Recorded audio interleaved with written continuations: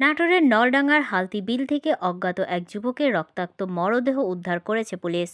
নাটোর জেলা প্রতিনিধি ফজলে রাব্বি জানান, শুক্রবার সকালে উপজেলার হালতি বিল এবং খোলাবাড়িয়া গ্রামের মাঝখানে পাকা রাস্তার পাশ থেকে মরদেহটি উদ্ধার করা হয়। নলডাঙ্গা থানার ভারপ্রাপ্ত কর্মকর্তা মুস্তাফিজুর রহমান জানান, নলডাঙ্গা থানার ২ নং মাধনগর ইউনিয়নের হালতি ও খোলাবাড়িয়া বিলের মাঝামাঝি স্থানে ঢালাই রাস্তার পূর্বের পাশে ৩০ থেকে ৩৫ বছরের অজ্ঞাতনামা এক ব্যক্তির মরদেহ রক্তাক্ত অবস্থায় পড়ে থাকতে দেখে পুলিশে খবর দেয় এলাকাবাসী। খবর পেয়ে পুলিশ ঘটনাস্থলে গিয়ে মরদেহ উদ্ধার করে থানায় নিয়ে আসে। মরদেহের সুরত হাল রিপোর্টে দেখা যায়, ভিকটিমের মুখে ও মাথায় একাধিক আঘাতের চিহ্ন রয়েছে। ভিকটিমকে ঘটনাস্থলেই হত্যা করে ফেলে গেছে। রাজশাহী থেকে সিআইডি ক্রাইম সিন ইউনিটের কর্মকর্তা বৃন্দ এসে মরদেহ পরিচয় শনাক্তের কাজ করছেন। মরদেহে পরিচয় শনাক্তের পর তদন্ত সাপেক্ষে এই হত্যাকাণ্ডের সাথে কারা জড়িত এবং এর কারণ উদ্ঘাটন করা সম্ভব হবে বলেও জানান তিনি।